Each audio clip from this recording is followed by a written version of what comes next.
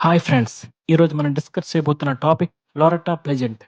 లోరెటా pleasant అంటే బహుశా ఎవరికీ తెలియకపోవచ్చు. కానీ హెన్రియేటా లాక్స్ అంటే వైద్య శాస్త్ర రంగాలు తప్పకుండా గుర్తుపడతాయి. ఎందుకంటే ఈమె చేసిన సేవలు ఎనలేనివి, మరువలేనివి. ఈమె మరణించి దాదాపు 75 సంవత్సరాలు పూర్తయిన సందర్భంగా ఈమె గురించే తెలుసుకొని ఒక చిన్న ప్రయత్నం చేద్దాం.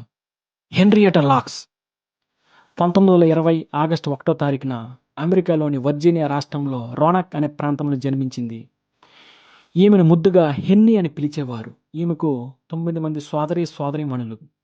ఈమెకి 4 ఏళ్ల వయసున్నప్పుడే తన తల్లి మరణించడంతో తన తండ్రి పిల్లలను ఒంటరిగా చూసుకోలేక రోనాక్ అనే ప్రాంతం నుండి క్లోవర్ అనే ప్రాంతానికి వలస వెళ్ళడం జరిగింది.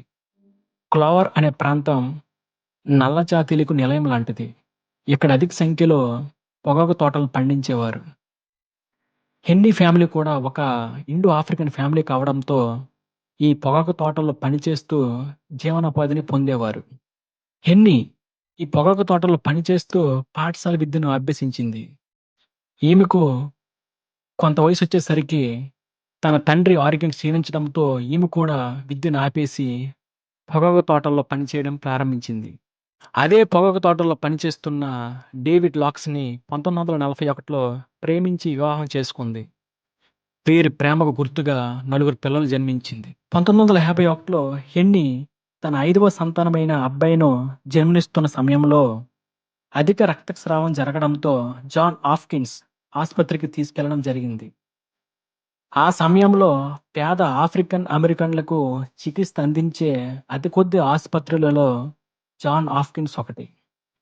అప్పటి ప్రఖ్యాత గైనకాలజిస్ట్ అయిన డాక్టర్ హోవార్డ్ జోన్స్ హెన్నీ గర్భాశయ ముఖద్వారం దగ్గర ప్రాణాంతక కణితిని కనుగొన్నారు. ఈ గర్భాశయ క్యాన్సర్‌ని నివారించడానికి మొదటగా రేడియం చికిత్సనిచ్చారు. బయాప్సీ సమయంలో టెస్టింగ్ కోసం హెన్నీ నుంచి కొన్ని క్యాన్సర్ కణాల నమూనాలను మరియు కొన్ని మంచి కణాలను సేకరించి దగ్గరలో ఉన్న డాక్టర్ జార్జ్ గే యొక్క టిష్యూ ల్యాబ్‌కు పంపారు.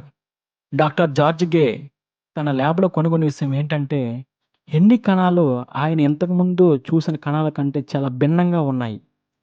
ఇతర కణాలు నశించిపోతుంటే హెన్నీ కణాలు ప్రతి 24 గంటలకు రెట్టింపయ్యేవి. ఇది చాలా ఆశ్చర్యం కలిగించింది.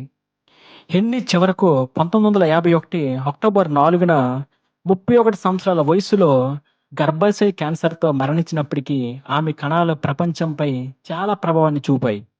ఈ కణాలను ఆమె పేరు అయిన హెన్రియేటా లాక్స్‌లో 2 అక్షరాలు తీసుకొని హెలా కణాలుగా మార్చారు. హెలా పేరుతో పిలువబడే ఈ అద్భుతమైన కణాలను మనుషులపై ప్రయోగాలు చేయకుండానే క్యాన్సర్ కణాల పెరుగుదలకు సహాయపడే విష పదార్థాలు, మందులు, హార్మోన్లు మరియు వైరస్‌లను అధ్యయనం చేయడానికి మరియు మానవ జన్యువులను అధ్యయనం చేయడానికి, కణాలపై రేడియేషన్ ప్రభావాన్ని అధ్యయనం చేయడానికి మరియు పోలియో, కోవిడ్-19 వ్యాక్సిన్‌ల అభివృద్ధిలో ఇవి కీలక పాత్ర పోషించాయి. వైద్య పరిశోధనలకు హెన్రియేట్ కణాలలో చేసిన మేలును శాస్త్ర ప్రపంచం ఇప్పటికీ మర్చిపోలేదు. ఆమె మరణానంతరం గౌరవ డాక్టరేట్ ప్రదానం చేశారు. ఆమె పేరుతో మెడికల్ స్కూల్స్ ప్రారంభించారు.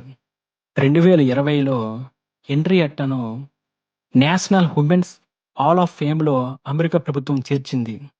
అందుకేనేమో హెన్రియేటా లాక్స్‌ని వైద్య శాస్త్ర పరిభాషలో మరణించి జీవించి ఉన్న రాణి అని పిలుస్తారు.